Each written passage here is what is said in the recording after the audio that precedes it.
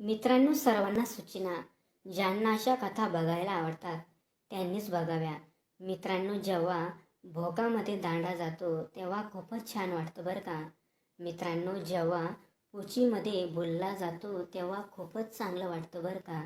मित्रांनो, असंच मित्रांनो माझ्या घराशेजारील रमेशने माझ्या भोकामध्ये त्याचा बुल्ला टाकला होता. मित्रांनो, त्याचा दांडा खूपच मोठा होता. मित्रांनो, एके दिवशी मी बाथरूममध्ये माझ्या पुचीचे केस काढत होती. माझ्या भोकावर भरपूर प्रमाणामध्ये केस वाढले होते. त्यामुळे एके दिवशी मी जिल्लेटने माझ्या भोकावरची केस काढत होती. त्या दिवशी मला रमेशने बघून घेतले. कारण की मित्रांनो, त्या दिवशी आमच्या दरवाजा फक्त मी लोटला होता.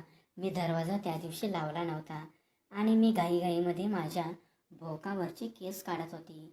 त्याने अचानक दरवाजा उघडला आणि मी त्याला समोरच दिसले आणि त्याने लगेच माझा फोटो त्याच्या मोबाईलमध्ये काढून घेतला आणि मला दाखवला आणि आता मला बोलला की मला तुझ्या भोकामध्ये माझा दांडा टाकू दे, नाहीतर मी हा फोटो सर्वांना दाखवेल.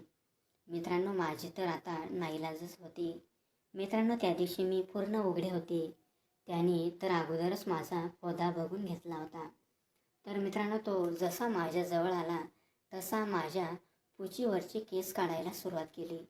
त्याने त्याच्या पण दांड्यावरचे केस साफ केले त्या दिवशी आणि माझी पुची तो चाटायला लागला.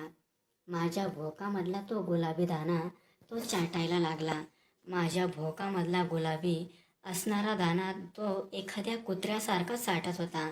त्याला खूपच मजा येत होती माझा भोक चाटायला.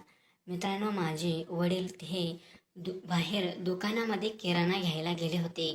मी त्याला सांगितलं की तुला जे करायचं आहे ते तू पटकन कर आणि बाहेर निघ.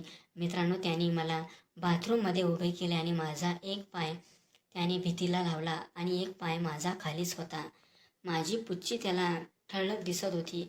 त्याने त्याच्या पॅन्टची चैन उघडली आणि माझ्या भोकामध्ये त्याचा दांडा टाकून दिला. त्याचा दांडा खूपच मोठा होता.